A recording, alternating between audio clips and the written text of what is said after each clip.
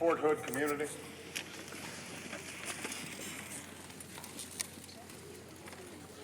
Admiral Mullen, General Casey, General Cone, Secretary McHugh, Secretary Gates, most importantly to family, friends, and members of our armed forces.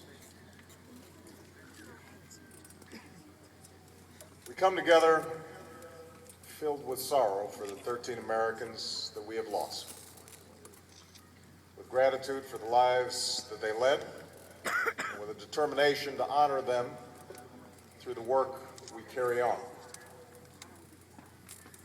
This is a time of war.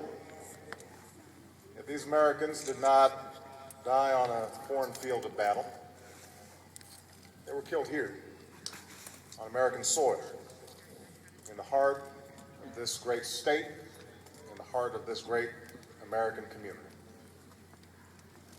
This is the fact that makes the tragedy even more painful, even more incomprehensible. For those families who have lost a loved one, no words can fill the void that's been left.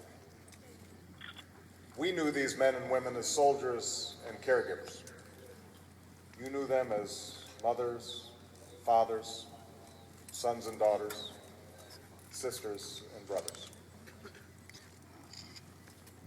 But here is what you must also know. Your loved ones endure through the life of our nation. Their memory will be honored in the places they lived and by the people they touched.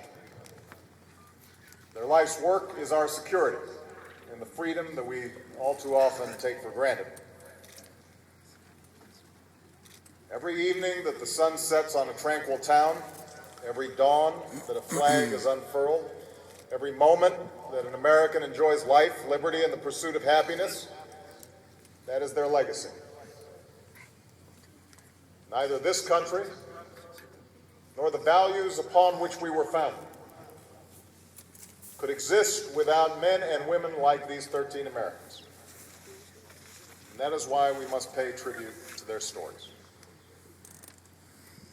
Chief Warrant Officer Michael Cahill had served in the National Guard and worked as a physician's assistant for decades.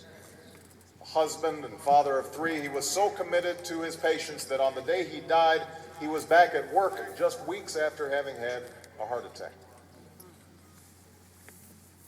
Major Lombardo Eduardo Cavareo spoke little English when he came to America as a teenager, but he put himself through college, earned a PhD, and was helping combat units cope with the stress of deployment. He's survived by his wife, sons, and stepdaughters. Staff Sergeant Justin DeCrow joined the Army right after high school, married his high school sweetheart, and had served as a light-wheeled mechanic and satellite communications operator. He was known as an optimist, a mentor, and a loving husband and father. After retiring from the Army as a major, John Gaffney cared for society's most vulnerable during 2 decades as a psychiatric nurse. He spent 3 years trying to return to active duty in this time of war. He was preparing to deploy to Iraq as a captain. He leaves behind a wife and son. Specialist Frederick Green was a Tennessean who wanted to join the Army for a long time and did so in 2008 with the support of his family. As a combat engineer, he was a natural leader, and he is survived by his wife and 2 daughters. Specialist Jason Hunt was also recently married, with 3 children to care for. He joined the Army after high school, did a tour in Iraq, and it was there that he re-enlisted for 6 more years on his 21st birthday so that he could continue to serve.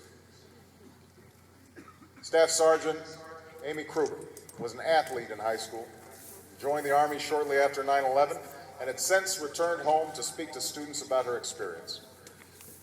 When her mother told her she couldn't take on Osama bin Laden by herself, Amy replied, "Watch me."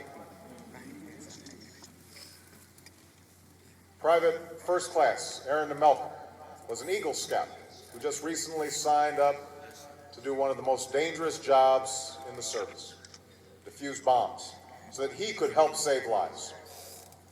He was proudly carrying on a tradition of military service that runs deep within his family. Private First Class Michael Pearson loved his family and loved his music, and his goal was to be a music teacher. He excelled at playing the guitar and could create songs on the spot and show others how to play. He joined the military a year ago and was preparing for his first deployment.